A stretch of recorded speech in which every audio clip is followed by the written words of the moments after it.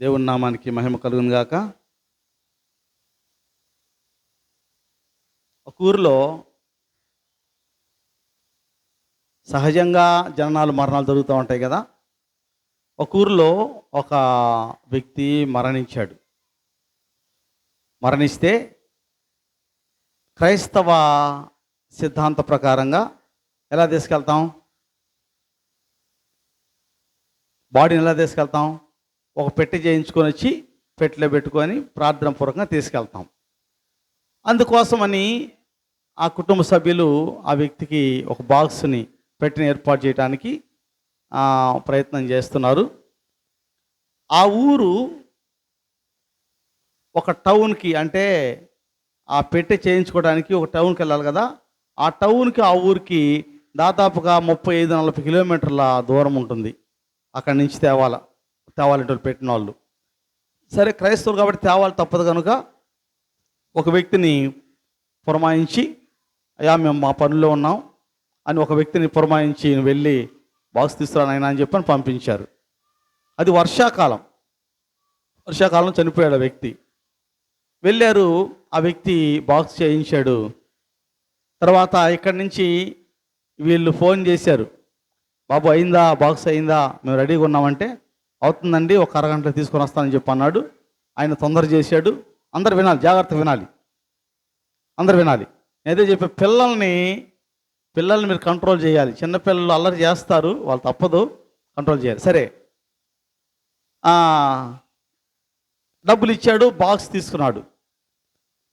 సరే, వచ్చి ఒక ఆటో అతన్ని అడిగితే ఆటో అతను బాక్స్కి దాదాపుగా 40 కిలోమీటర్లకి అదే ఛాన్స్ అని చెప్పని 10,000 అంత అడిగాడంట. శవ పెట్టిన తీసుకెళ్ళాలంటే అందరు తీసుకెళ్ళరు వాస్తవంగా ఏముండదు దాంట్లో, కానీ వాళ్ళ భయం ఏముండదు. తీసుకెళ్ళాలంటే నేను తీసుకెళ్ళని చెప్పని 10,000 అడిగారంట. ఇంటికి ఫోన్ చేశాడు, ఏందయ్యా డబ్బులు ఏమో లేవు, వీళ్ళు 10,000 అంటున్నారు, తెమ్మంటారంటే 10,000 ఆడ పెడతామయ్యా, ఏంటో తీసరా అన్నారు. బస్సు కాడికి వెళ్తే బస్సులో వాళ్ళు వేసుకొని ఇలా బస్సులో ఏం చేయాలని అర్థం కాల. సరే, కొంత దూరం పోగానే ఆలోచన చేస్తూ ఉన్నాడు. సరే, ఒక ఆలోచన వచ్చింది, అది లారీలు పోయే రూటే అది కాబట్టి వెళ్ళి ఒక లారీని చెయ్యి ఆపాడు. ఏంటయ్యా అన్నాడు.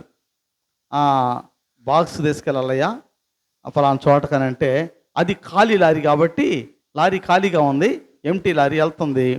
సరే, బాక్స్ తీసుకెళ్ళాలంటే ఓకే అని చెప్పని ఆయన అన్నాడు. బాక్స్ పైన వేసేయమన్నాడు. నువ్వు కూడా పైకి ఎక్కాలా అన్నాడు. సరేలే అని చెప్పన్నాడు. బాక్స్ పైకేసి పైకి ఎక్కాడు.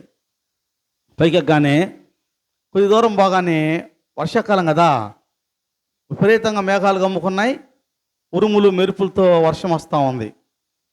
నా తలుపు తట్టాడు, అయ్యా వర్షం వస్తుందయ్యా లోపల రమ్మంటావు అంటే, చెప్పాను కదా ఇందాక నేను పై బాట మీద లోపల స్థలం లేదని చెప్పాను కదా అన్నాడు. సర్లే అని చెప్పాను. ఇంకా పైనే ఉన్నాడు, చినుకులు మెండవుతాయి, చలి పుడతా ఉంది, ఏం అర్థం కాలేదు. ఇతనికి ఒక తడిస్తే ఇతనికి నెమ్ము జబ్బు, తడిచాడు అనుకో ఇతనికి బాగా ప్రాబ్లం అవుద్ది. ఏం చేయాలని అర్థం, వాడేం లోపల రాని, ఇట్లా వర్షం ఎక్కువ అవుతుంది, ఈ బయట పైన ఉన్నాడు, అర్థం కాక సరే ఏదైతే అని చెప్పని ఆ బాక్సు తలుపు తీసుకొని బాక్సులో పండుకొని పైన మూత వేసేసుకున్నాడు. ఎందుకు? తడవకూడదు కదా, అతను భయం, అతను తడిస్తే పాడవుతామని చెప్పని వాళ్ళు లోపల రానియట్లేదు, సేఫ్టీ కోసం పండుకొని మూత వేసుకున్నాడు. సరే, ఒక 10 కిలోమీటర్లు లారీ బయలుదేరి వచ్చింది. 10 కిలోమీటర్ల తర్వాత మరొక వ్యక్తి పాపం వాళ్ళు నిలబడి చేయెత్తాడు. అయ్యా నేను చేయెత్తాడు. ఎత్తగానే క్లీనర్ అన్నాడు, డ్రైవర్ చెప్పాడు, రే చెప్పరా పైకి ఎక్కాలని చెప్పరా అన్నాడు. అంటే క్లీనర్ని పైకి ఎక్కాలా లోపల లేదు కాలి అంటే, సరే ఎక్కుతానయ్యా అన్నాడు. వాళ్ళు ఆపరు కదా, ఎక్కాడు, మొత్తానికి పైకి ఎక్కాడు. వాడు ఆదరాబుదరా అంటే హడావుడిగా ఎక్కేసాడు పైకి. వీడు మహాభయస్తుడు, ఎవరు ఎక్కినోడు, రెండోసారి ఎక్కినోడలా వాడు మహాభయస్తుడు. సరే, మొత్తానికి లారీ వీడు ఎప్పుడైతే ఎక్కి పూర్తిగా ఆ కాలు పెట్టి ఇటు తెగబోతున్నాడో ఈ లారీ స్టార్ట్ చేసి హడావుడిలో దిగేసి చూడగా పెట్టున్నాడ. ఇక వీడి పరిస్థితి మామూలు వ్యవహారం కాదు. పెట్టుంది, వీడేమో లారీ ఆపల పెట్టుంది. ఇక వీడు కూర్చున్నాడు, అన్న మళ్ళీ ఆపుతున్నాడు. అన్న ఏంటన్నా ఆపన్నా, నేను దిగుతూ ఆపనంటే ఆయన చెప్పాను ఇందాక మాకు టైం అయిపోయింది, లోడ్ ఉంది అక్కడ, వాళ్ళు ఫోన్ చేస్తున్నాడు, ఆపనని చెప్పి వెళ్తున్నాడు. ఇకేం అర్థం కాల, వెనకేమో పెట్టుంది, ఇడికేం భయము, ఉరుములు మెరుపులు, వాన పడుతుంది. ఇక పట్టుకొని దాన్ని ఇటు పట్టుకొని లారీని పళ్ళు బిగ పట్టుకొని నించున్నాడు గమ్మగట్ట. సరే కొద్ది దూరం పోగానే, ఒక 5 కిలోమీటర్లు పోగానే వర్షం పోయింది. వర్షం అంతా అక్కడ ఉండదు కదా. ఒక 5 కిలోమీటర్లు దాటిపోగానే అక్కడ కొంచెం తెరపకుంది, వర్షం పోయింది. విచిత్రంగా ఎండ కాస్తుంది. ఆడ ఎండ కాస్తుంటే ఈడున బాక్సులో ఉన్నవాడికి ఎండ కాస్తుంటే జరిగి ఈ చెవడ పడుతుంది, లోపల ఉక్కు పోస్తుంది గాలి. అలా ఈడేం చేశాడు, చల్లంగా లేవాలి కదా లోపల. ఈడు బాక్స్ అట్ట మూత అలా తీశాడు. అలా దిగానే ఈడు మొదలే ఇటు పట్టుకొని పైపోతాడు కదా, వెనక బాక్స్ డబ్బడబ్బా అంటుంది. ఇటు చూసాడు పక్కకి, చూడగానే బాక్స్ కొంచెం పక్క వచ్చింది మూత. అది మూట రాగానే వీడికి వాడినో తీయన్నా, తలుపు తీయన్నా, లారీ ఆపన్నా అన్నాడు వీడు. వాడేమన్నాడు, క్లీనరు నీకిందాక నేను చెప్పా, ఒక టైం అయింది, లోడ్ టైం అవుతుంది, ఆపను అని చెప్పి వెళ్తున్నాడు. ఈ తీరా చూస్తే ఇంకొంచెం మూత తరుగుతుంది. అన్నా నువ్వు ఆపన్నా, ఇది మూత వస్తుందన్నా. వాడు ఆపట్లా. సరే మొత్తానికి బిగబట్టుకుని అట్నే ఉండేసరికి మళ్ళా పూర్తిగా మూత తొలగిస్తుంటే ఈ పండుకున్నాడు కదా టెనసప్పుడు, అదురికి మూత కింద డబ్బాల కింద పడింది. ఇది చూడగానే వాళ్ళు లేచి కూర్చున్నాడు. ఎవరు బాక్స్లో పడుకున్నవాడు లేచి ఇడు భయపడతాడు. చూడగానే లేచి కూర్చున్నాడు. కూర్చోగానే బ్యాడ్ దగ్గర కింద వాడు తెచ్చాడు. ఎవరు ఈ దూకినాడు. వీళ్ళు లేచి ఏందన్నా కావాలంటే వాడు వేరే వాడంటే ఏమన్నాయా వెళ్ళిపోయారు లారీ వాళ్ళు. చూడండి, ఇది ఎంత వాస్తవం అని మీరు నమ్ముతారు చెప్పండి? ఒకవేళ చనిపోయిన వాడే బాక్స్లో ఉంటే లెగుస్తాడా? ఏమండి, అది జరిగే పనేనా? కాదండి. ఇవి మన వాస్తవంలోకి వస్తే చాలా సిల్లిగా ఉంటాయి ఇట్లాంటి.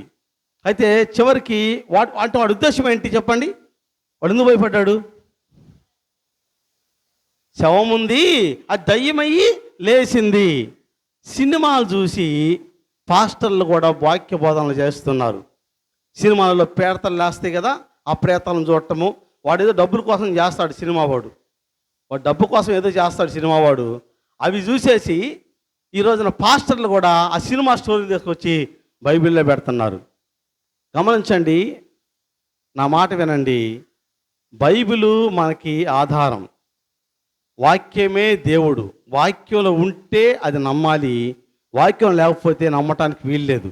అలా నమ్మావంటే నువ్వెంత దుష్ట మార్గంలో లేకపోతే నువ్వెంత ప్రమాదంలో ఉన్నావో నీకు అర్థం కాదు. అందుకే వాక్యం సెలవిస్తూ ఉంది. ఈ రోజున చనిపోయిన వాళ్ళ గురించి ఎందుకు ఈ ప్రచారం జరుగుతుందంటే బైబిల్లో చూపిస్తాను నేను. బైబిల్లో ఉంది ఈ ప్రచారాలు, బైబిల్లో ఉన్నాయి, దేవుడు చెప్పాడు ఈ మాటలు, కానీ ప్రజలు వాటిని గ్రహించట్లా. ఈరోజు చాలా ప్రాముఖ్యమైన అంశం చెప్పాను కదా, చాలా ప్రాముఖ్యం, మీరు వినాలని మనం చేస్తున్నాను. ప్రసంగి 9వ అధ్యాయము, ప్రసంగి 9వ అధ్యాయము 5-6 వచనాలు. ప్రసంగి 9వ అధ్యాయము. బ్రతికి ఉండవారు తాము చత్తురని ఎరుగుదురు, అయితే చచ్చిన వారు ఏమీ ఎరుగరు. చాలమ్మా, ఇక్కడ చనిపోయిన వారు ఏమవుతారు, మరణించిన వారి స్థితి ఏంటి అనేది ఈరోజు మన అంశం. చనిపోయిన వారు అంటే ఎవరమ్మా? ఎవరు చనిపోయిన వారంటే? నన్ను చనిపోయాడు అంటారా? ఎందుకనమ్మా? నేను చూస్తున్నాను, మాట్లాడుతున్నాను, ఏమండి, వింటున్నాను, నవ్వుతున్నాను, అన్నీ ఉన్నాయి నాకు. చచ్చిపోతే ఏమి ఉండవు కదా, అది అర్థం.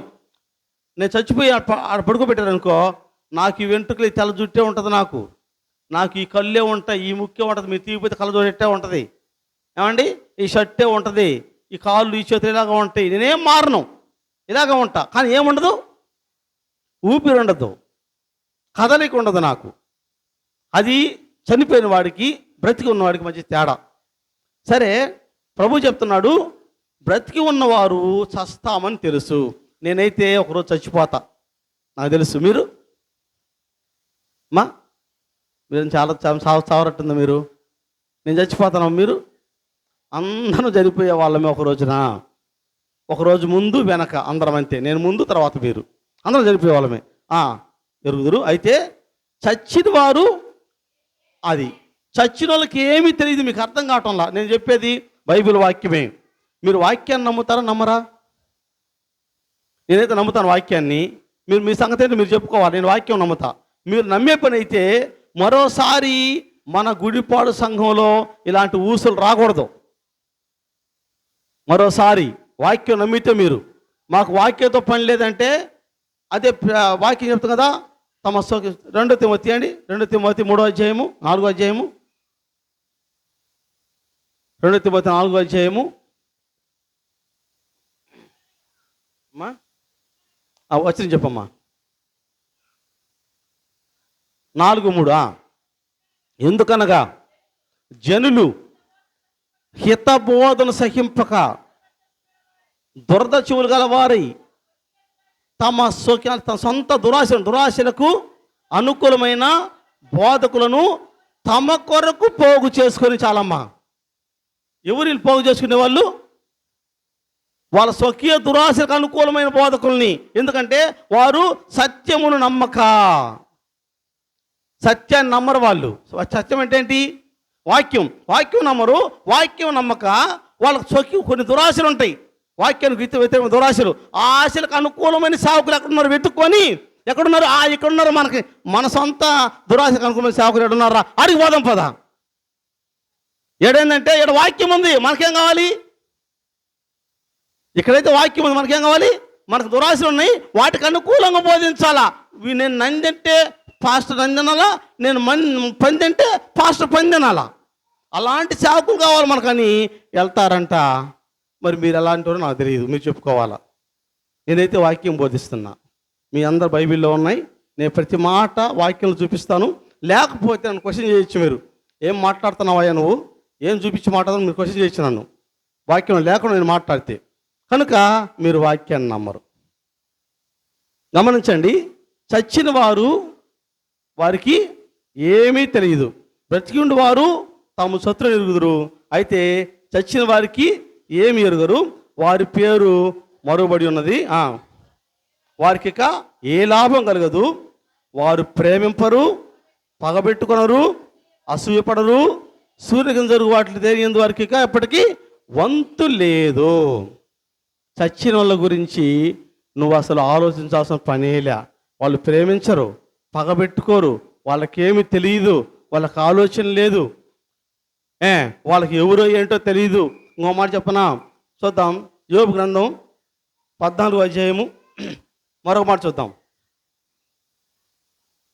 యోబు గ్రంథం 14వ అధ్యాయం 21వ వచనం. యోబు 14:21.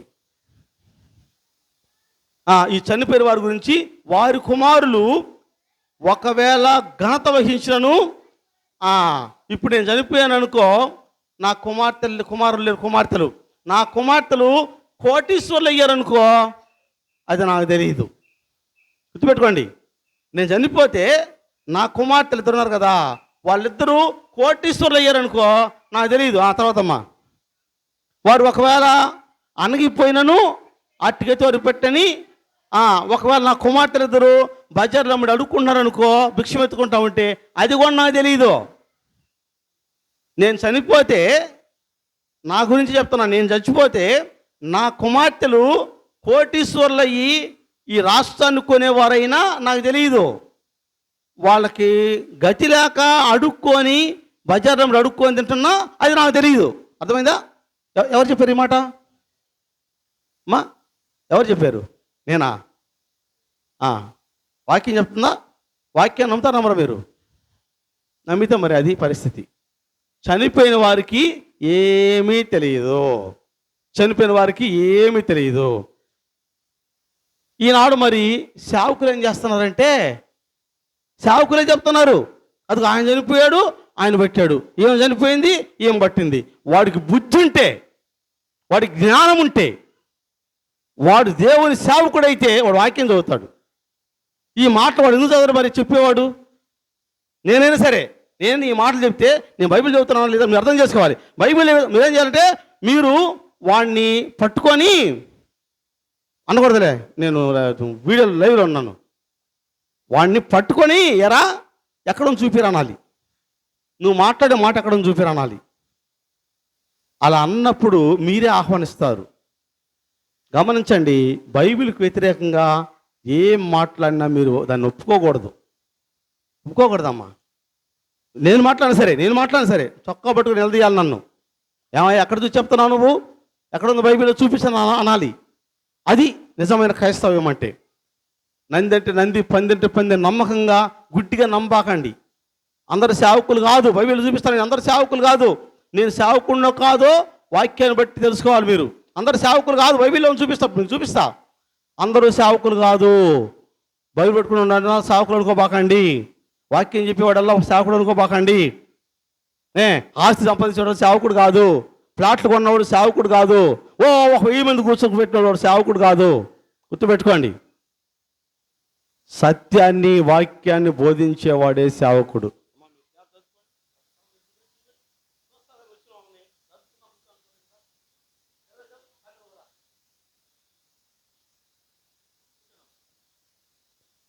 ఓకే, కనుక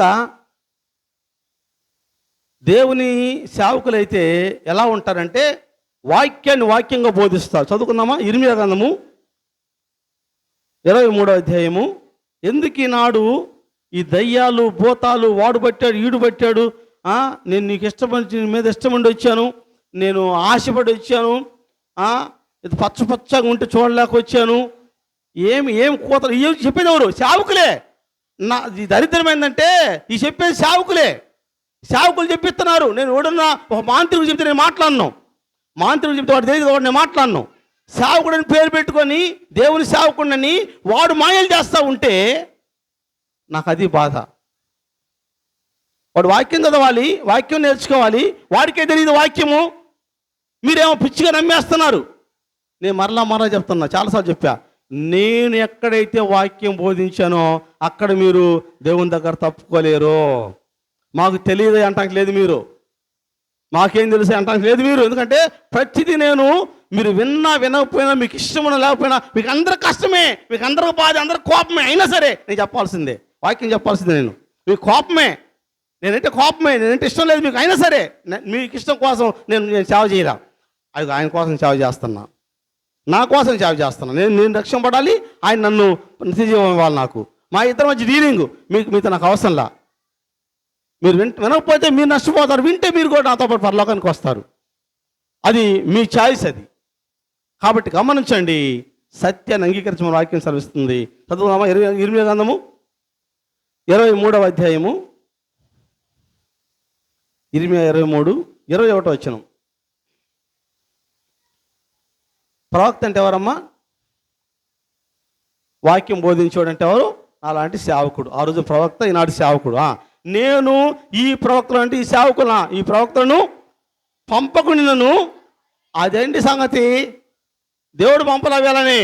ఎవరు వాళ్ళు? వాక్యం చెప్పని వాళ్ళు, బైబిల్కి అతీతంగా బోధించేవాడిని దేవుడు పిలవలా, ఆయన పంపకపోయినా పరిగెత్తుకొని వస్తారంట. చదవండి, నేను ఈ ప్రవక్తలను పంపకుండాను వారు పరిగెత్తి వచ్చేదరు, నేను వారితో మాట్లాడకునిను వారు ప్రకటిస్తారు. అబ్బా చూసారా, ఇవన్నీ దేవుడు చెప్పడండి. వాళ్ళకి వాక్యం లేదు కదా, వాళ్ళు ప్రకటిస్తారు. వాక్యంలో ఉండదు. దేవుడు చెప్పడం అంటే ఆయన దగ్గరకు వచ్చి, రాత్రి నా దగ్గరకు వచ్చి, చిట్టి బాబు లేయ్యా నిద్రపోతున్నావా అండ ఆయన. అలా చెప్తే వాడిని మూతి మీద కొట్టండి మీరు, ఎవరైనా చెప్తే ఆ విధంగా.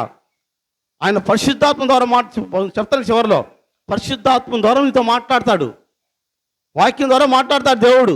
కనుక ఈ రోజున దేవుడు ఏమన్నాడంటే, నేను వారితో మాట్లాడకుండాను వారు ప్రకటించేదరు. వాక్యం ద్వారా దేవుడు మాట్లాడతాడు, వాక్యం లేకపోయినా వాళ్ళు ప్రకటిస్తారట.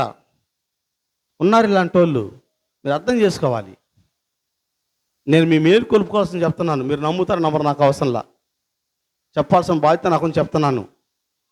దీనివల్ల నాకు ఒరిగేది ఏం లేదు, చెప్పాను కదా. నన్ను తిట్టుకోవడం తప్ప ఒరిగేది ఏం లేదు. నన్ను తిట్టినా సరే, కొట్టినా సరే, చంపినా సరే, చివరికి ప్రశాంతంగా చనిపోతా. దేవుని సేవ కోసము, దేవుని వాక్యం కోసం చనిపోతే అంతకంటే భాగ్యం ఇంకేం కావాలి? అదిగో ప్రవీణ్ గారు చనిపోయారు, చంపేశారు ప్రవీణ్ గారిని. ఇంకా మనకు తెలిసి సేవకుడు ప్రవీణ్ గారు. ఇంకా కొంతమంది ఏమో ప్రవక్తలు చనిపోయారు, దేవుని శిష్యులంతా చనిపోయారు, చంపబడ్డారు. వారిలా చంపబడితే ఎంత ధన్యత అది. ఓకే, కనుక ఇక్కడ చూడండి, నేను ఈ ప్రవక్తలను పంపకుండాను వచ్చేదరు, నేను వారితో మాట్లాడకుండాను వారు ప్రకటిస్తారు. వారు నా సభలో చేరిన వారైన ఎడల వారు నా మాటలు నా ప్రజలకు తెలియజేతురు. చూసారా, వారు నా సభలో అంటే దేవుని యొక్క రాజ్యంలో సభలో చేరిన వారైతే వారు నా మాటలు ప్రజలకు తెలియజేస్తారు. ఏంటి ఆయన మాటలు అంటే? వాక్యము. ఈ వాక్యం తెలియజేస్తారు. వీడికే తెలియదు, మీకేం తెలియజేస్తాడు? ఈ బోధించేవాడికి వాడికి తెలియదు వాక్యం ఏంటి ఎక్కడుందో ఏమో వాడికే తెలియదు. వాడు ఎప్పుడు చదవడు. వాడికి ఏం కావాలి?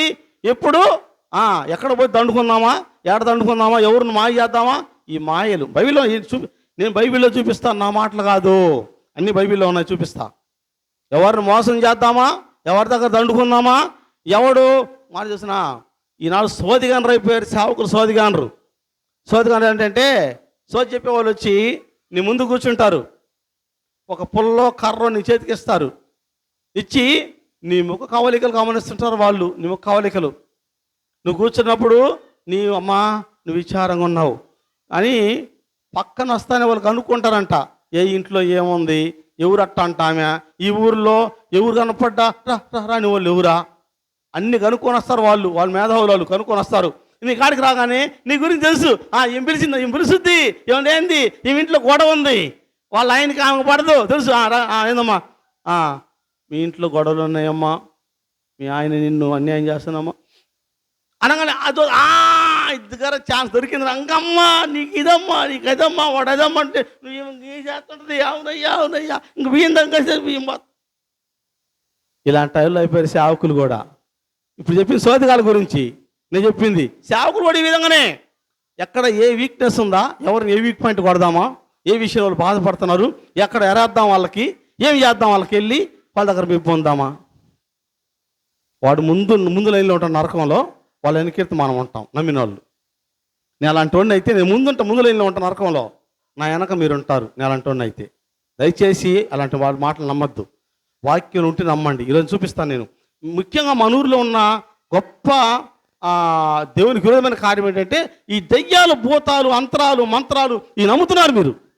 ఈ లేవమ్మ తల్లి, అందరు బాప్తిసం పొందారు, అందరు ప్రభు వల్ల చేస్తున్నారు, అందరు దేవుని బిడ్డగా జీవించేవారు. మీకు చెప్పకపోతే నాది పొరపాటు. అవి లేవు, నమ్మకండి. నేను చెప్తున్నాను, ఇక్కడ నుండి చెప్తున్నాను. ఏ మాంత్రికుడైనా నా పైన ప్రయోగం చేయించండి, మీరు డబ్బు పెట్టి సవాల్ చేస్తాను. నేనేమన్నాను, మీరు ఎవరైనా సరే ఏ మాత్రం వచ్చి నా పైన ప్రయోగం చేయించండి, నేను కానీ నాకేమన్నా అయితే చూద్దాం, నాకేం కాదు, నా దేవుడు చేస్తున్నాను అంతే. నేను సవాల్ చేస్తాను, మైకిలో చెప్తున్నాను. ఎవరైనా సరే సవాల్, ఏ మాంత్రికుడు నా పైన ఏమైనా చేయించండి, నాకేమైనా జరుగుద్దేమో, వాడి వల్ల ఏం కాదు. వాడేం చేస్తాడండి మనిషి, వాడు మనిషి కదా అలాగా. వాడేం చేస్తాడు? నీ నమ్మకాన్ని బట్టి వాడు సొమ్ము చేసుకుంటున్నాడు, నీ అవివేకాన్ని బట్టి వాడు సొమ్ము చేసుకుంటున్నాడు. గుర్తుపెట్టుకోండి, ఈనాటి సేవకులు అటు తయారైపోయారు. ఇక్కడ ఏముందమ్మా, వారు నా మాటలు నా ప్రజలు తెలియజేతురు, దుష్క్రియలు చేయక వారు దుర్మార్గమును విడిచిపెట్టినట్టు వారిని త్రిప్పియందురు. ఇదే యెహోవా వాక్కు, ఇది ఇర్మియా వాక్కు కాదు, యెహోవా వాక్కు ఇది. వాళ్ళు సేవకుడు ఏం చేయాలంటే దుష్క్రియలు చేయకుండా చెప్పాలి, అది సేవకుడు పని. దుష్క్రియలు అంటే అర్థం ఏంటి? చెడ్డ పనులు, దేవునికి విరోధమైన చెడ్డ పనులు చేయకుండా వారిని తిప్పాలి, అది సేవకుడు పని. ఈనాడు సేవకుడు ఏమైపోయాడు? అంతరగాడు, మంత్రగాడు, సోదిగాడు, భ్రష్టుడైపోయారు సేవకులు ఈనాడు. వారి పాపాన్ని వారికి చూపించి, దుష్టత నుంచి విడిపించి, దుర్మార్గం నుంచి విడిపించి, నీతిగా జీవించని చెప్పే సేవకుడు లేడు. అలా చెబితే వాడిని పిలవరు, వాడితో ప్రార్థన చేయించుకోరు, వాడికి కానుక ఇవ్వరు. కనుక నా జేబు నిండాలంటే, నా బ్యాంక్ బ్యాలెన్స్ పెరగాలని ఏం చేయాలి? నిన్ను పొగడాలి, నీకు మాయలు చేయాలి, నీకు మంత్రాలు చెప్పాలి. గుర్తుపెట్టుకోండి, నేను చాలా వేదంతో చెప్తాను ఈ మాట. ఎన్నోసార్లు చెప్పాను, మళ్ళీ చెప్తాను నేను. ఎన్నోసార్లు చెప్పాను మీకు. అయినా మీకు ఎందుకో మరి సాతానికే మీరు తావిస్తున్నారు తప్ప. చెప్పకపోతే నేను చెప్పకపోతే, మీరు వినకపోతే వాళ్ళకేం తెలుసు పాపం అనుకోవాలి. అన్నీ తెలిసి మీరు లెక్కలేనితనమా దేవుడు అంటే? అయితే అవ్వండి, నేను దానికి బాధ్యత కాదు. దేవుడు అంటే వాక్యం అంటే ఎవరమ్మా? దేవుడే కదా. మరి దేవుడు అంటే లెక్కలేనప్పుడు అన్నీ చేస్తాం మనం. ఏమేం చేస్తాం దేవుడు అంటే లెక్కలేకపోతే? దేవుడు అంటే లెక్కలేనప్పుడు ఇంక ప్రార్థన ఎందుకు, ఈ భజనలు ఎందుకు, ఈ ఆరాధనలు ఎందుకు, ఇవన్నీ ఎందుకమ్మా? దేనికోసం ఇవన్నీ? వాక్యం లోబడినప్పుడు ఈ అవసరమా అంటాను నేను. అవసరమా? లేదంటే ఇంకెవరిని ఎత్తుకోవడం ఎందుకు? స్వకీయ దురాశలకు బోధకులు ఉంటారు కదా పక్కన, స్వకీయ దురాశలకు అనుకూలమైన బోధకులు ఉంటారు. ఆడు ఎత్తుకోబోవడమే. ఓకే, మంచిదే, ఎత్తుకోబోవటమే. వాక్యం లోబడినప్పుడు ఎత్తుకుంటా పోవటమే. నువ్వు గుర్తుపెట్టుకోండి, ఈ నా మాటలుగా దేవుని మాట యోబీలో ఉన్నాయి. ఇంకో మాట చూద్దాం. 27వ అధ్యాయము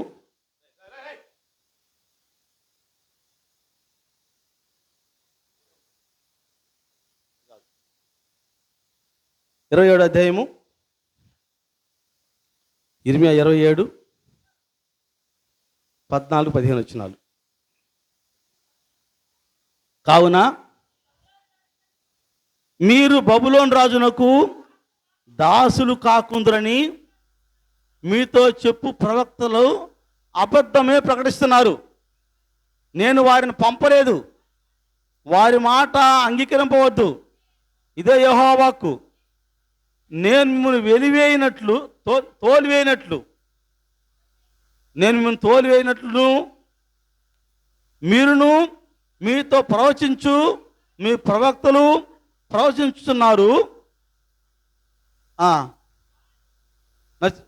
ప్రవక్తలు నశించినట్లును వారు నా నామమును బట్టి అబద్ధముగా ప్రవచించున్నారు. మరియు యాజకులతోనూ ఈ ప్రజలందరితోనూ నేను ఈ మాట చెప్పి తిని. యాజకులతో చెప్పాను, ప్రజలతో చెప్పా. వాళ్ళంటి వాళ్ళంట నేను చెప్పలేదు, వాళ్ళు అబద్ధంగా ప్రకటిస్తున్నారు. బబులోను దేశానికి మీరు వెళ్ళాలి, 70 సంవత్సరాలు ఉండాలని చెప్పని దేవుడు చెప్పాడు ఇర్మియాతో. ఇర్మియా ఆ మాట చెప్పాడు. అబ్బాయి, మీరు దోషం చేశారు, దుర్మార్గం చేశారు, మన పాపాల నిమిత్తమై దోషాల నిమిత్తమై మనకి శిక్ష వేశాడు దేవుడు. బబులోను దేశంలో 70 సంవత్సరాలు బానిసలుగా ఉంటామంటే కొంతమంది ప్రవక్తలు వచ్చి మనం బాము బబులోనికి, అవసరమైతే బబులోనులో ఉన్నటువంటి ఆ యొక్క మన యొక్క మందిరం ఉపకరణాలను తీసుకొని వస్తాం మనము అని చెప్పారు. మీరు గమనించండి, ఓ పిల్లవాడు ఉన్నాడు, జ్వరం తగిలింది, వాడికి ఖచ్చితంగా ఇంజెక్షన్ పడాలి, అవసరము. డాక్టర్ చెప్పాడు. ఇప్పుడు వాళ్ళకి అక్కోళ్ళు ఇద్దరు ఉన్నారు, లేకపోతే అన్నోళ్ళు ఇద్దరు ఉన్నారు. ఆ పిల్లవాడికి ఒకడేమంటాడంటే, అరే ఇంజక్షన్లు ఏమి ఇయ్యర్రా, ఆడికి పోయి చాక్లెట్లు ఇస్తారు, ఆడ మంచి మిఠాయిలు కొనిస్తారు అని ఒకడన్నాడు. ఒకడేమో అరే నీకు జ్వరం తగ్గాలంటే ఇంజక్షన్ చేస్తారని ఒకడన్నాడు. ఎవడు మాట అంటే ఇష్టపడతాడు వాడు? జ్వరం తగిలినోడు ఇద్దరు అన్నలే. ఒక అన్న ఏమంటాడంటే, మరి అబ్బాయి నువ్వు ఒక చోట పోదాం రా, ఆడకు పోతే చాక్లెట్లు ఇస్తారు, మిఠాయిలు ఇస్తారు, నీకు ఇంకా ఐస్ క్రీమ్ ఇస్తారన్నాడు ఒకడేమో లేదురా ఇంజక్షన్ చేస్తాడు డాక్టర్ అన్నాడు. ఎవరంటే ఇష్టం వాడికి? ఈ చాక్లెట్ వాడు చెప్పింది అబద్ధమా నిజమా? వాడు బాగుపడతాడు, ఇంకా ఎక్కువ అవుద్దా? ఆ ఐస్ క్రీమ్లు తిని చాక్లెట్ ఎక్కువ అవుద్దు వాడికి. ఇంకొక అన్న ఏమన్నాడు, ఇంజక్షన్ చేస్తారు, ఒక ఇంజక్షన్ దానికి జ్వరం పోయింది అన్నాడు. వాడు చెప్పింది వీడికి ఇష్టమా? కానీ వాడికి మంచిదే కాదా? అది సంగతి. ఇర్మియా ఏమో ఉన్న వాస్తవం చెప్తున్నాడు, అది వీళ్ళకి ఇష్టం లేదు ప్రజలకి. ఒకడేమో అబద్ధ ప్రవక్త వచ్చి అదేముండదే మీకు క్షేమం ఉంటుంది, అక్కడి నుంచి దేవుడు మిమ్మల్ని దీవిస్తాడని చెప్పంటే ఆ మాట విన్న సోదం అక్కడ 12 వచ్చిన కూడా నేను ఆ మాటలను బట్టి యూదారాజైన సిద్కియాతో ఇట్లాంటిని, బబులోను రాజు యొక్క కాడిని మీ మెండ మీద పెట్టుకొని అతనికిని అతని జనులకును దాసుని ఎట్లా దేవుడు చెప్తున్నాడు, మీరు బబులోను రాజుకు దాసులు అవ్వాల్సిందే, ఎందుకంటే నేనే పంపుతున్నా బబులోను దేశానికి మిమ్మల్ని బానిసలుగా, మీరు దాసులు అవ్వాల్సిందే అని దేవుడు చెప్తుంటా. బబులోను రాజునకు దాసులు కానులని జనుల విషయమై యెహోవా ఆజ్ఞించినట్లు ఖడ్గము చేతనైనను క్షామం చేతనైనను తెగులు చేతనైనను నీవు నీ ప్రజలను చావనేలా. చూసారా, నువ్వు కానీ లోబడకపోతే బబులోను రాజుకి, అతని కాడి మీరు మొయ్యకపోతే మీరు ఖడ్గం చేత కానీ, క్షామం అంటే కరువు చేత కానీ మీరు చచ్చిపోతారని దేవుడే చెప్పాడా? 14వ వచనం. కావున మీరు బబులోను రాజునకు దాసులు కాకుందరని మీతో చెప్పు ప్రవక్తల మాటలు అబద్ధమే. వాళ్ళు అబద్ధం ప్రకటిస్తున్నారు. నేను చెప్తున్నా మీరు బానిసలు అవ్వాలని. అది మీకు కష్టంగా ఉండొచ్చు, మీకు మీ యొక్క చర్యను బట్టి మీరు బబులోనికి బానిసలుగా వెళ్ళాలి, అది మీకు కష్టంగా ఉంది, కానీ వెళ్ళాల్సిందే మీరు. మీకు అవసరం లేదు, పోనవసరం చెప్తున్నారే, వాళ్ళు మీకు అబద్ధం ప్రకటిస్తున్నారు. అబద్ధ బోధకులు ఉన్నారు. ప్రభువు చెప్తాడు ఈ మాట, అబద్ధ బోధకులు ఉన్నారు, అబద్ధాన్ని బోధిస్తారు. ప్రభువే చెప్తున్నాడు. ఆనాడు ఇశ్రాయేలు ప్రజలు ఎవరు నమ్మారు? అబద్ధ ప్రవక్తను నమ్మారు. ఇర్మియా మాట నమ్మలేదు. ఇదే మాట నమ్మకుండా తీసుకెళ్ళి నీళ్ళని బావిలో పడేశారు. నీళ్ళని బావిలో పడేశారు. ఇర్మియాని తీసుకెళ్ళి లోపల గుంటలో పడేసి తీసుకెళ్ళి. చూసారా ఇంత దుర్మార్గము? నిజాయితీగా వాక్యాన్ని దేవుడు చెప్పిన మాట చెప్పిన వాడినేమో తీసుకెళ్ళి గుంటలో పడేశారు. అబద్ధ ప్రవక్త మాట విన్నారు. చివరికి ఏమయ్యారు? దేవుడు చెప్పిన మాటే, ఇర్మియా చెప్పిన మాట నెరవేరింది. కనుక ప్రజలు ఆ మాట నమ్మకూడదు. 15వ వచనం. నేను మిమ్మల్ని తోలివేయినట్లు మీరును మీతో ప్రవచించు మీ ప్రవక్తలను నశించినట్లు వారు నా మాటను బట్టి అబద్ధముగా ప్రవర్తించున్నారు. చూసారా, వాళ్ళు ప్రవచించేది అబద్ధం. ఏంది? దేన్ని బట్టి? వాళ్ళు కూడా వాక్యాన్ని బట్టే. గుర్తుపెట్టుకోవాలి, వాళ్ళు కూడా సేవకులైన వస్తారు, వాళ్ళు వాక్యమే తీసుకొని వస్తారు, వాళ్ళు బైబిల్ పట్టుకొని వస్తారు. మీరేం చేస్తారు? నమ్మేస్తారు. ఏం చెప్తారు? వచ్చి మీకు మేలు కొడుకుతుందని చెప్తారు. మిమ్మల్ని అబ్బా మీకు అదమ్మా అంటారు, మీకు ఇది అంటారు. మీరేమనుకుంటారు? అబ్బా నాకు మేలు చెప్తాడు ఈయన. జాగ్రత్త, జాగ్రత్త. మీరు దేవుని వాక్యాన్ని నమ్మకపోతే మీ జీవితాన్ని మీరే పాడు చేసుకుంటారు. బైబిల్లో ఉన్న మాటలు చెప్తున్నాను మీకు, మీ బైబిల్లో ఉన్న ఈ మాటలు. కనుక దేవుని ప్రవక్తని మీరు పరిశీలించండి, వాక్యాన్ని నమ్మండి, వాక్యానికి తావివ్వండి. వాక్యాన్ని వ్యతిరేకించే వారి గురించి ఆలోచన చేయొద్దు మీరు. ఇంకో మాట చెప్పనా తర్వాత అమ్మ 23 వచనం. అదే ఇర్మియా 23:32 వచనం.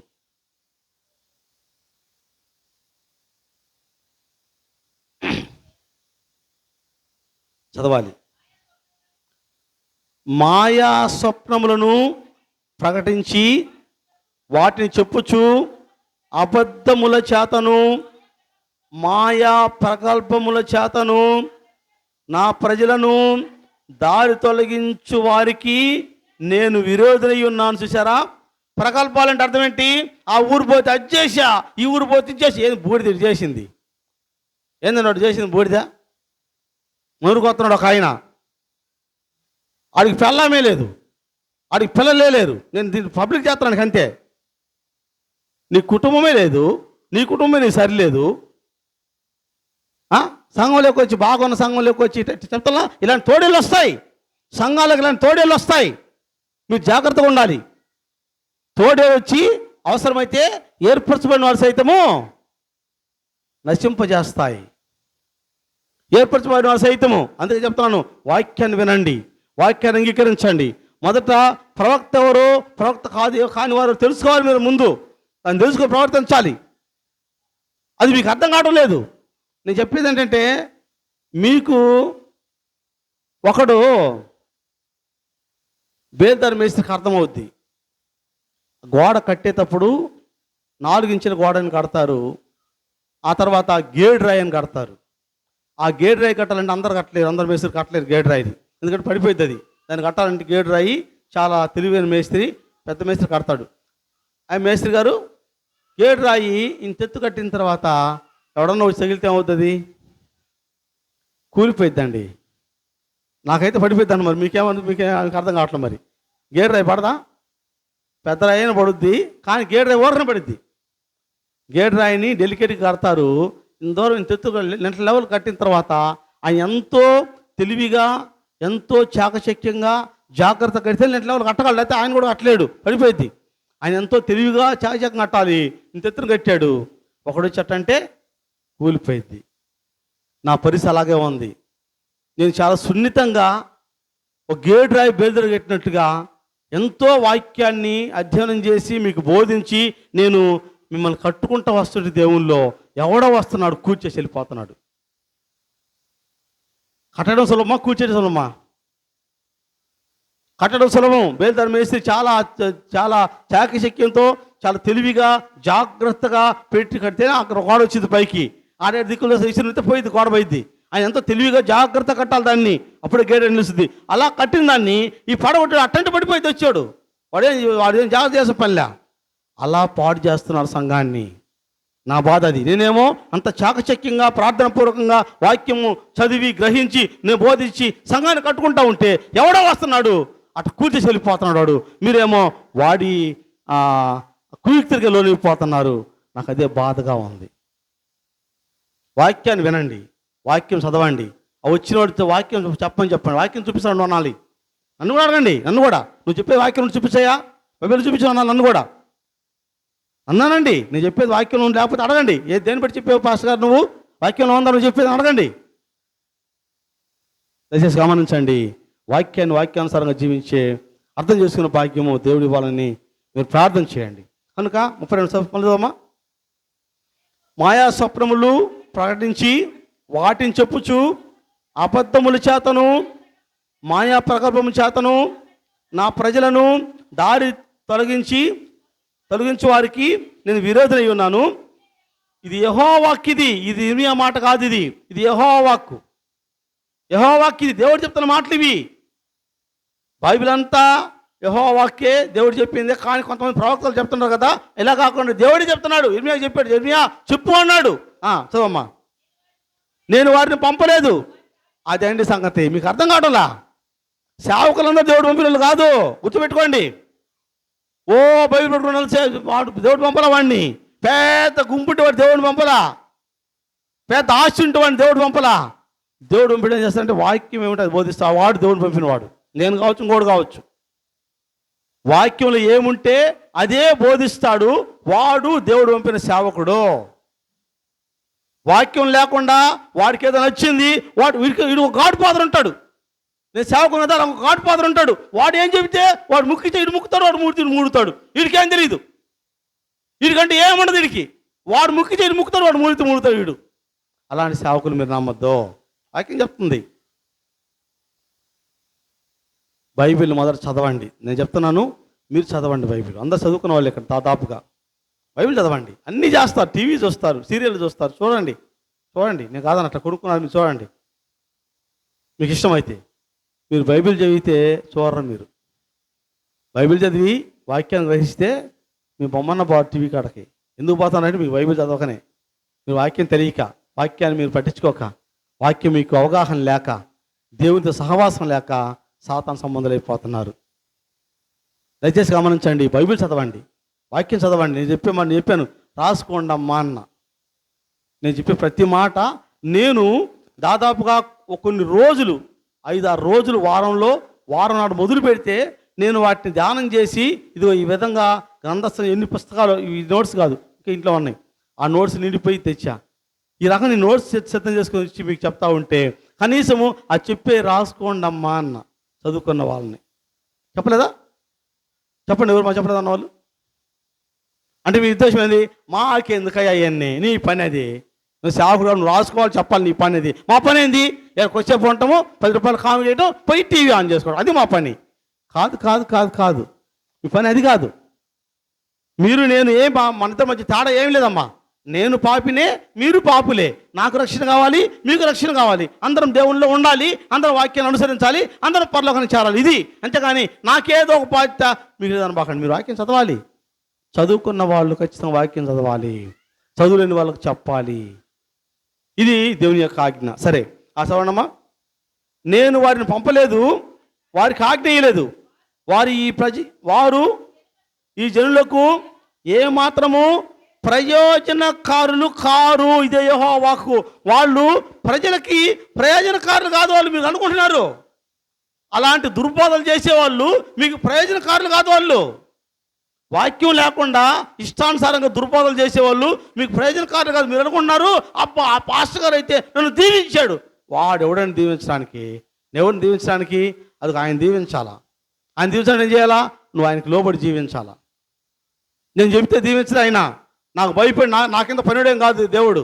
యేసు ప్రభు నా కింద పనివాడా? నా సర్వెంట్ ఆయన, నేను ఆయన సర్వెంట్ని, నా బాస్ ఆయన చెప్తే నేను వినాలా? ఆయన చెప్తే నువ్వు వినాలా? నేను చెప్తే ఆయన గడగడ ఊనుకుంటా పోయి చిట్టుబాబు చెప్పారా ఇంకివ్వాలా? ఆయన ఇవ్వడు. ఆయన నీ క్రియలు బాగుంటే ఇస్తాడు, నీ బతుకు బాగుంటే ఇస్తాడు. ఈనాడు జనులు హితబోధం సహించట్లా, దొరద చెవులు గలవారైపోయారు. నీకు ఏది ఇష్టం అది వినాలి నువ్వు, నీకు అనుకూలమైనది వినాలి నువ్వు. జాగ్రత్త. ఇది యెహోవా వాక్కు. మరో మాట చూద్దాం. ఇర్మియా 29వ అధ్యాయము 9వ వచనం. నేను ముగిస్తున్నా 2 మాటలు చెప్పి. ఇర్మియా 29:9. వారు నా నామమును బట్టి అబద్ధ ప్రవచనములను మీతో చెప్పుదురు, నేను వారిని పంపలేదు. ఇది యెహోవా వాక్కు. చూసారా? వారు ఏమన్నాడమ్మా? వారు నా నామమును బట్టి, వాళ్ళేం పక్క నుంచి కాదు, నా నామాన్ని బట్టే మీరు భ్రమలో పడుతున్నారు. వాడు సంకల బైబిల్ పెట్టుకొని వస్తాడు, సంకలు పెట్టుకొని మీరు ఏమనుకుంటారు? అబ్బా సేవకుడు కావాలా, బైబిల్ చేయను. వాడు ఆయన నామం పెట్టి ప్రకటిస్తాడు. ఏం చేస్తాడు? అబద్ధాలు. వాడు వాక్యం బోధించాడు, అబద్ధాలు. వాక్యం ఉండదు వాడు చెప్పేది. వాడు బోధించే బోధ వాక్యం ఉండదు, అబద్ధాలు ప్రకటిస్తారు వాళ్ళు. వాడికే తెలియదు ముందు అసలు. వాక్యాన్ని చూపించాలి, వాక్యంలో చదివించాలి, వాక్యంలో గమనించాలి. మన ఊరుకు పెట్టిన చీడ, నిన్న ఆ వచ్చే వ్యక్తి గుడిపాడికి చీడ. నేను మొన్న చెప్పాను, ఇది ఎక్కడే వచ్చాడు, ఆడగంతేసాడు చెప్పాడు. నేను వేస్తున్నాను, నేను ప్రార్థన చేశాను, నీకెందుకు, 4 రోజుల్లో ఆయన లేచి తిరుగుతాడు చూడు అన్నాడు. వారాన్ని చనిపోయాడు వెంకటాద్రి అంకులు. నేనే సాక్ష్యం. నన్ను పిలిచాడు నా కృపయ్య. ఇక్కడ నేను మైకిల్ చెప్తాను, అబద్ధమే లేదు. ఇక్కడ నన్ను పిలిచాడు, నేను వింటామన్నా. ఆ రోజు కేకలేస్తా ఉంటే కేకలేస్తున్నాడు, అటుపోయి ఇటుపోయి కేకలేస్తున్నాడు. ఏందని నేను ఆ చెట్లు ఉన్నాయడ, ఆ చెట్టు కాడికి వచ్చి చూసి ఎవరు అంటే ఒక చోట నిలబడ్డు ప్రార్థన, ఆ పిల్లడు ప్రార్థన ఒక చోట నిలబడ్డు. నేను నుంచి ఆడ నుంచి చెడు తిరుగుతాడు కేకలేస్తే ఏందో అనుకున్నా. చెప్పాడు వారం రోజులు నేను లేపుతాను, 4 రోజుల్లో లేచి తిరుగుతాడు ఈయన అన్నాడు. ఆయన షుగర్ వ్యాధి ఉంది, లోటి కురుపు వచ్చింది వెనక. లక్షలు ఖర్చు పెట్టాడు కృపయ్య. నాకు తెలుసు లక్షలు ఖర్చు పెట్టాడు. తగ్గట్లా. హాస్పిటల్ పోదామంటే నేను కూడా షుగర్ డాక్టర్ గారిని ఒంగోలులో సీతారామ గారి దగ్గర పోదామని చెప్పని నేను సలహా ఇస్తే ఆయన అన్నాడు కృపయ్య పోదామని. అన్న తీసుకెళ్దామయ్యా అన్న.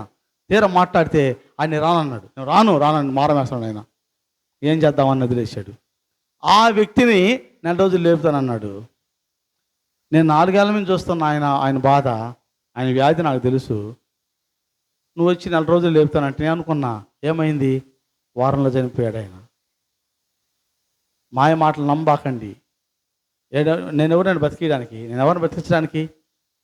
ఎవరిని బతికించడానికి నా దగ్గర ఏమన్నా ఉందా? నా దగ్గర ఏమీ లేదు. వాక్యం బోధించడానికి దేవుని సేవకుని పని. వాక్యంలో ఏముంటుంది చెప్పాలి, పాపం చేయకుండా వారిని మార్చాలి. ఇది దేవుని సేవకుడి పని. ఫలితము దేవుడిస్తాడు, అది ఆయనది ఫలితం దేవుడిస్తాడు. మేలో కీడు ఆయన చేస్తాడు. నేను ఏం చేయాలంటే, అయ్యా ఇది చెయ్యొద్దు, ఇది దేవునికి విరోధము, అమ్మా ఇది చెయ్యొద్దు, ఇది దేవునికి ఇష్టం లేదు అని చెప్పడం వరకే నా పని. ఇలా కాకుండా వీళ్ళు భ్రమ పెడతారు. చదవండి 9వ వచనము. వారు నా నామం ఆయన నామం అంటే ఇది వాక్యమే, దేవుని వాక్యం అన్న నామము ఆయనకు పెట్టబడి ఉంది. ఆయన నామం అంటే వాక్యమా. వారు నా నామమును బట్టి అబద్ధ ప్రవచనములు మీతో చెప్పుదురు. అంటే వాక్యాన్ని చూపిస్తున్న వాళ్ళు అబద్ధాలు, అది సత్యం కాదు. మీకేం కావాలి? అబద్ధమే నమ్ముతారు. అబద్ధం నమ్మునట్లు వాడు మాయ చేస్తాడంట సాతాను. అబద్ధం నమ్ముడు చేస్తాడంట. అలాగున సావుకులే భ్రమ పెడుతున్నారు. దయచేసి వినండి, దుష్టత్వానికి గురి కాబాకండి, వాక్యానికి వ్యతిరేకంగా జీవించబాకండి అని వాక్యం సెలవిస్తూ ఉంది. వారు వచ్చే దేవునిపేట వస్తారు. ఇంకో మాట చూద్దామా? 29వ అధ్యాయం 31వ వచనం. 29:31. చెరలో ఉన్న వారందరికీ నీవు పంపవలసిన వర్తమానం ఏదనగా, యెహోవా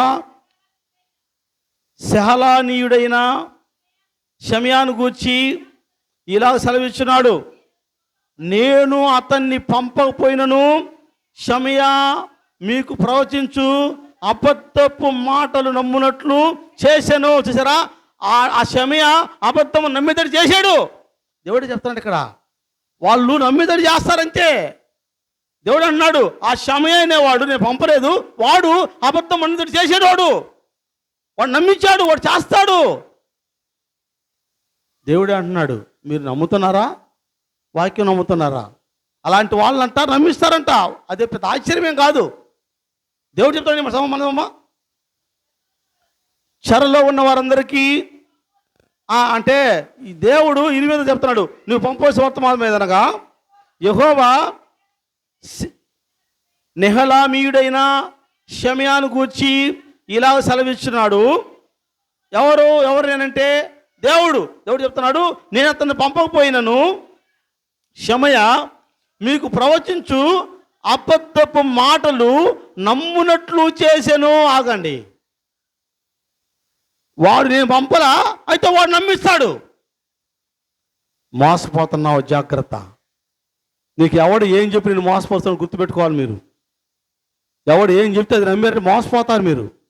అపవాది చేసే పని ఏంటి?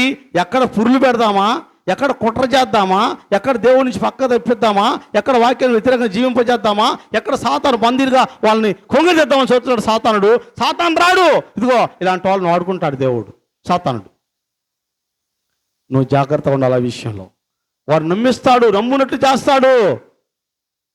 వాడు ఎవడైనా అమ్మా నేనున్నానే, నేను పబ్లిక్గా బోధిస్తా.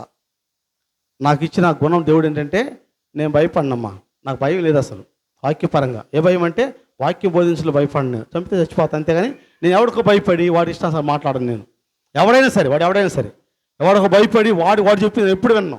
వాక్యం బోధిస్తా అంతే. కనుక నీవు ఎక్కడికి వెళ్ళిన ధైర్యంగా ఉండాలి. దేవుని బిడ్డ అంటే నేనే కాదు, దేవుని బిడ్డ ఎక్కడికి వెళ్ళిన ధైర్యంగా ఉండాలి. దొంగసాటు మాటలు నేను చెప్పను, నాకేం పని?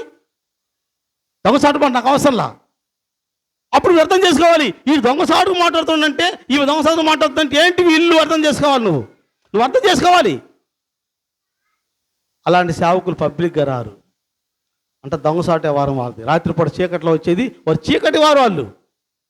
చీకట్లో వచ్చి చీకటి పనులు చేసి వెళ్ళిపోతారు వాళ్ళు. మీరు అది నమ్ముతున్నారు. మీ యొక్క రక్షణ భారము నా పైన ఉంది. దేవుని సేవకుడుగా, ఆయన సేవకుడుగా నా పైన భారం ఉంది. ఆ భారం నా పైన దేవుడు మోపాడు. మిమ్మల్ని రక్షణ మార్గం నడిపించాల్సిన బాధ్యత నాకుంది. అదే నా బాధ. అర్థం చేసుకురా? మీ బిడ్డలు నీ కొడుకు కానీ తాగుబోతూ తిరిగిపోతారు అయితే నువ్వు బాధపడతావు, నాకు బాధ లేదు. పక్కింటాము బాధ లేదు. నీ కొడుకు నీ కూతురు తిరిగిపోతారు తాగుబోతాలు అయిపోతే నీకు బాధ, నీ గుండె తరుక్కుపోయిద్ది, నీ కడుపు రగిలిపోయిద్ది. ఎందుకంటే కన్న తల్లివి కాబట్టి, కన్న తండ్రివి కాబట్టి. అలాగే ఆత్మీయ తండ్రిగా నాకు బాధ. బయట నుంచి వచ్చేవాడికి అవసరంలా, వాడు కోల్దసి వెళ్ళిపోతారు. వచ్చి ఈ పురులు పెట్టేవాళ్ళు కోల్దసి వెళ్ళిపోతారు, వాడు హ్యాపీగా ఉంటాడు. సంఘం బాధ్యత దేవుడు నాకు ఇచ్చాడు. సంఘము నశించిపోతుంటే నేను బాధ్యుణ్ణి. నన్ను ఎక్కడుతాడు దేవుడు, ఎరా నీకు ఎంతమందిని అప్పగించాను, పెద్ద గుడిపాడు సంఘాన్ని నీకు అప్పగించానే, ఏం చేసేవారు వాళ్ళకి, ఏం బోధించేవారు అంటే వారిని త్రిప్పాల్సిన బాధ్యత నాకుంది. వారిని త్రిప్పి ఉందరు. నేను పంపిన సేవకుడైతే దుష్క్రియలు చేయకుండా వారిని తిప్పిందరు 8వ గ్రంథంలో 23వ అధ్యాయంలో. కనుక తిప్పాల్సిన బాధ్యత సేవకుడుగా నాకుంది. అందుకే నేను బాధ చెప్తున్నాను ఈ మాటలు. కాబట్టి ఎవరు కూడా ఆ దుష్కార్యాలకు మీరు గురి కావద్దని వాక్యం సెలవిస్తున్నామా. 37వ వచనం, చెరలో ఉన్న వారందరికీ నీవు పంపవలసిన వర్తమానం మీదనగా యెహోవా నెహలామీయుడైన షమయాను గూర్చి ఇలాగు సెలవిస్తున్నాడు, నేను అతన్ని పంపపోయినను షమయా మీకు ప్రవచింపుచు అబద్ధపు మాటలు నమ్మునట్లు చేశాను కనుక యెహోవా ఇలాగు సెలవిస్తున్నాడు. ఎన్ని యెహోవా సెలవిస్తున్నాడు అంత అంతమవుతుంది ఈ మాట. ప్రతి వచనము మిమ్మల్ని నమ్మేతడు చేస్తాడు సాతాను. వాక్యాన్ని నమ్మడు మీరు, సాతాను చేస్తాడు. అలాంటి వాళ్ళని పంపించి వాక్యం ఖచ్చితంగా కార్యాలు నమ్మేతడు చేస్తాడు. దానివల్ల పగలు, ద్వేషాలు.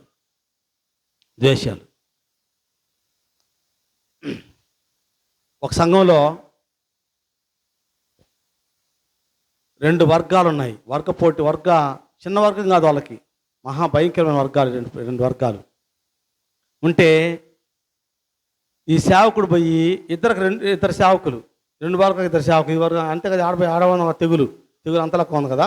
ఈ వర్గం ఒక సేవకుడు, ఆ వర్గం ఒక సేవకుడు. పోతే ఈ వర్గంలో వ్యక్తి ఒక వ్యక్తి చనిపోయాడు. ఆ వర్గంలో వ్యక్తికి బాగులేదు. వీడు చెప్పాడు, ఈ సేవకుడు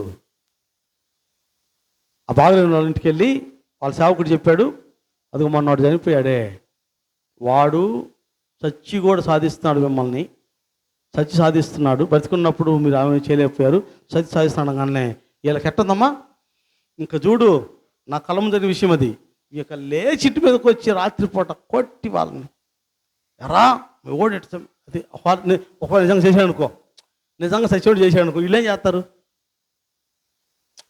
ఇప్పుడు వాడి లెక్క ప్రకారం బైబిల్ అయితే లేదనుకో, వాడి లెక్క ప్రకారం సచివుడు చేశాడు అనుకున్నాం, చేశాడు సచివుడే, అయితే వీళ్ళేం చేయాలి? ఇప్పుడు నేను ఉన్నానమ్మా, మా నాన్న చనిపోయాడు, ఏమొచ్చి పాస్టర్ గారు వాళ్ళ నాన్న వచ్చి వీళ్ళ కుటుంబాన్ని నాశనం చేస్తామని చెప్పింది ఏమే. ఇప్పుడు మా నాన్న వచ్చి మీ కుటుంబం నాశనం చేస్తాను అనుకుందాం, అది నేనేం చేయాలని కొడితే? మా నాన్న కొట్టి చేత అయితే సాతాను అపవాది ఇట్లాంటి అపోహలు పుట్టించి ద్వేషాలు పెంచి, కుటుంబాల్లో ద్వేషాలు పెంచి, మనిషి ద్వేషం పెంచి చేస్తున్నాడు. ఆ ఉచ్చులో సేవకులు బిగించేస్తున్నారు. సాతాను ఏమో చేస్తూ ఉంటే ఉచ్చులోకి తీసుకెళ్ళి సేవకులు తీసుకెళ్ళి ఉచ్చు తీసుకొచ్చి మెడకేసి లాగుతున్నారు సేవకులు. ఆ ఉచ్చులో పడి గిలగల కొట్టుకుంటున్నారు మీలాంటి విశ్వాసులు. దయచేసి ఆ ఉచ్చులో పడబాకండి. మాయ మాటలు చెప్పేవాడిని మొహాన కొట్టండి. పబ్లిక్గా మాట్లాడరా గాడిద, నువ్వు చెప్పేది ఏదైనా ఉంటే అని మొహాన కొట్టండి. అప్పుడు వాడు అట్లా దుర్బోధ చేయడండి. బైబిల్లో ఉంది, ఖండించుము గద్దించుము. ఎవరికమ్మా? నాకు కూడా. నేను దుర్బోధ చేసి నన్ను కూడా ఖండించాలా, నన్ను గద్దించాలి, నాకు బుద్ధి చెప్పాలా. నేను దుర్బోధ చేస్తే సేవకుడైనా సరే, ఇంక నాకంటే గొప్పవాడైనా ఎవరైనా సరే గద్దించాలా, ఖండించాలి, బుద్ధి చెప్పాలా. అది నిజమైన క్రైస్తవ జీవితం అని వాక్యం సెలవిస్తూ ఉంది. వారి మాటలు నమ్మద్దని వాక్యం సెలవిస్తూ ఉంది. అయితే పరిశుద్ధాత్ముడు దేవుడు పంపాడు, ఆత్మపూర్ణులుగా సేవకులు కొంతమంది వచ్చారు. అది మీరు తెలుసుకోవాలి. అపొస్తలుల కార్యములు నేను ముగిస్తున్నా. అపొస్తలుల కార్యములు 13వ అధ్యాయం 4వ వచనం. అపొస్తలుల కార్యములు 13వ అధ్యాయం 4వ వచనం. మీరు పరిశుద్ధాత్మ చేత పంపబడిన వారై సెలవుకైకి వచ్చి అక్కడ ఉండి ఓడ ఎక్కి కుప్రకు వెళ్ళిరి. చూసారా? కాబట్టి వీరు అంటే పౌలు శీలలు వీరు పరిశుద్ధాత్మ చేత పంపబడిన వారై, సేవకులు పరిశుద్ధ చేత పంపబడాలి. గుర్తుపెట్టుకోండి, సేవకులు ఎలా పంపడాలమ్మా? పరిశుద్ధాత్మ చేత పంపబడాలి సేవకులు. అంటే అర్థం ఏంటి? పరిశుద్ధాత్ముడు ఏం చేస్తాడు? చదువుదాం. వాళ్ళు ఎలా గుర్తుపెట్టాలని ఆ మాట చెప్పి ముగిస్తా. యోహాను సువార్త 16వ అధ్యాయం. పరిశుద్ధాత్మ చేత పంపిన వారంటే పరిశుద్ధాత్ముడు ఏం చేస్తాడు, ఆ వచ్చిన సేవకులు ఏం చేస్తారనేది మీకు చూపిస్తాను, ముగిస్తాను. యోహాను సువార్త 16వ అధ్యాయము 13-14 వచనాలు. అయితే ఆయన అంటే ఎవరైనా? పరిశుద్ధాత్ముడా. అయితే ఆయన అనగా సత్యస్వరూపి అయిన ఆత్మ పరిశుద్ధాత్ముడు వచ్చినప్పుడు మిమ్మును సర్వసత్యములోనికి నడిపించును. ఆయన అంటే పరిశుద్ధాత్ముడు తనంత తానే ఏమీ బోధింపక వీటిని విన్ను వాటిని బోధించి సంభవ సంగతులను మీకు తెలియజేయును. ఆయన నా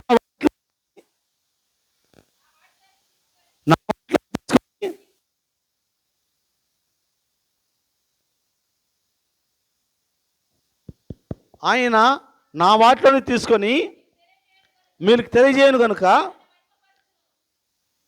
అమ్మా నన్ను మహిమపరచుసారా.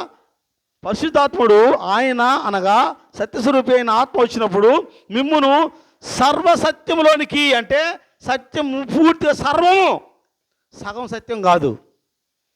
ఈనాడు పాస్టర్లకే వాక్యం తెలియదు. వాడు ఏం చెప్పాలి, మీరు నేర్చుకోవాలి చెప్పండి.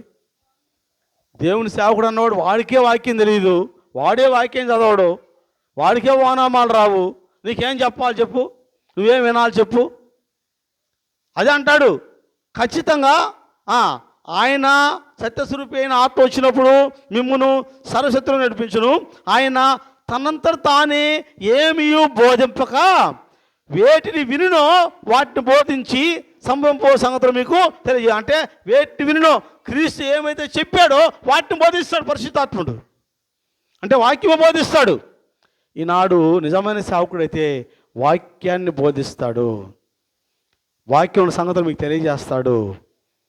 నేనే కాదు, ఎవరైనా సరే వస్తే వాక్యం తీయాలి, వాక్యం చదివించాలి, వాక్యాన్ని బోధించాలి. ఒక మొక్క చదివి గంట జాతర ప్రసంగం వాడు, ఆడ పోయాను, ఆడ కోడిని కోసారు, ఇక్కడ కుక్కను కోసారు, ఆడ రొట్టెలు చేశారు, ఎటు చేశారు, అది చేశారు, అలా ఆమెకు అది జరిగింది.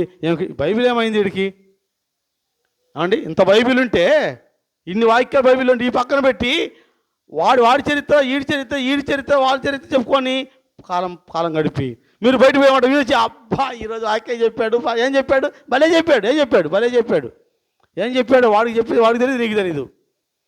అందుకంటాను వాక్యం వినండి, వాక్యం చదవండి, వాక్యం రాసుకోండి, వాక్యం ధ్యానం చేయండి. అదే చెప్తాను. ఈ రోజున వాక్యం విన్న తర్వాత మళ్ళీ వారానికి కదా మన వాక్యం వినేది.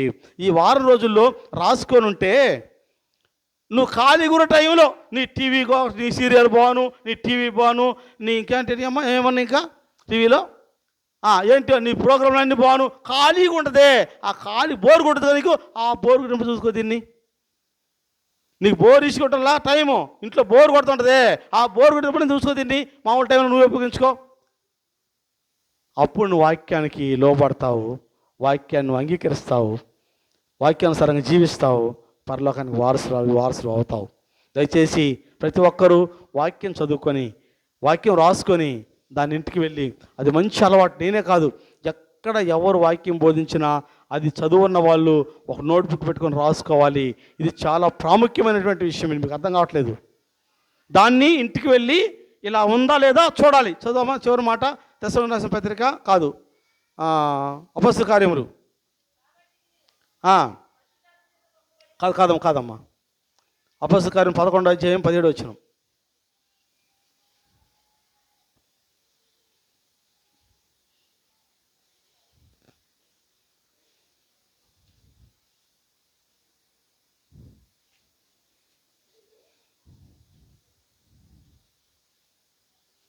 అపొస్తలుల కార్యములు 11వ అధ్యాయము 17-11 అమ్మా.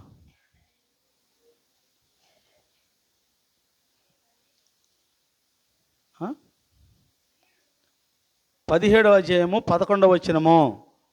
వీరు తెస్సలోనికలో ఉన్న వారి కంటే గొల్లయుండిరి గనుక ఆసక్తితో వాక్యమును అంగీకరించి పౌలును శీలయను చెప్పిన సంగతులు అలాగున్నవో లేవని ప్రతిదినము లేఖనములు పరిశోధించుచూ వచ్చిరి. ఈ మాట చేయమని చెప్తాను నేను. వినిపోవడం కాదు, మీరు ఈ చెప్పిన మాటలు ఆనాడు పౌలు గారు చెప్పిన వాక్యమే అలా ఉందా లేదని పరిశీలన చేసిన ఇంటికి వెళ్ళి మీరేం చేస్తున్నారు? కోట కిరాట ఆడబడిద్ది పోయి బైబిల్ ఇంట్లో, మళ్ళా ప్రార్థన కొత్త దుమ్ము దులుపుకొని మళ్ళీ మాట్లాడికి. అది మనం చేసే భక్తి. అందుకే ఈనాడు దిగజారిపోయిన సంఘము. అందుకే ఈనాడు ఎక్కడ విశ్వాసం లేదు, ఎక్కడ పరిశుద్ధ జీవితాలు లేవు, ఎక్కడ దేవునికి లోబడి అనుభవాలు లేవు. కారణం ఏంటంటే బైబిల్ చదవక, నువ్వు వాక్యం తెలియక, నీకు వాక్యమైన దేవుణ్ణి నువ్వు అవగాహన చేసుకోవటంలా.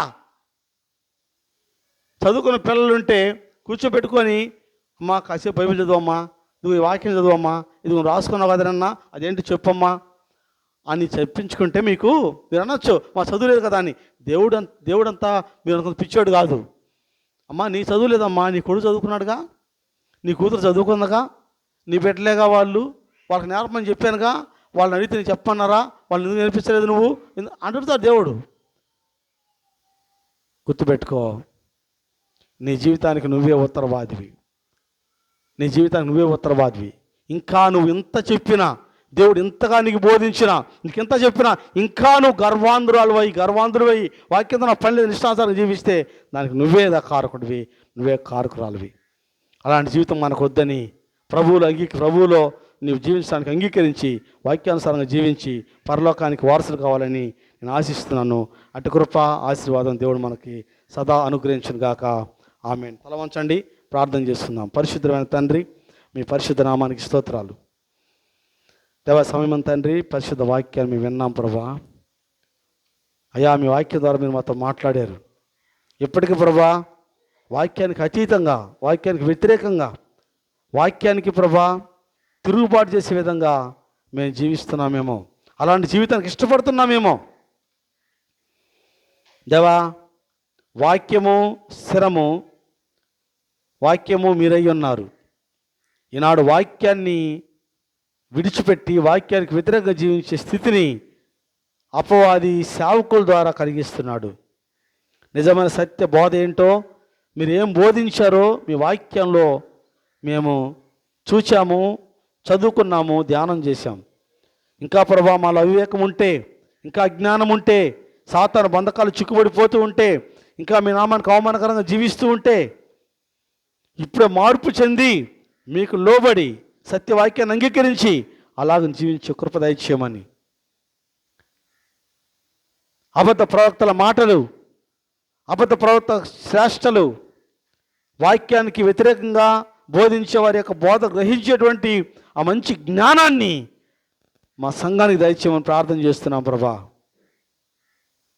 అపవాది తండ్రి ఎక్కడా కూలదొయ్యకుండగా ఆత్మీయంగా బలమైన విశ్వాసులుగా సంఘమంతా ఎదిగే భాగ్యం దయచేయమని, ముందు నా సమయాన్ని మా జీవితాన్ని మీ పాదం చెంత పెట్టుకుంటూ యేసు నామములో ప్రార్థిస్తున్నాం పరమ తండ్రి.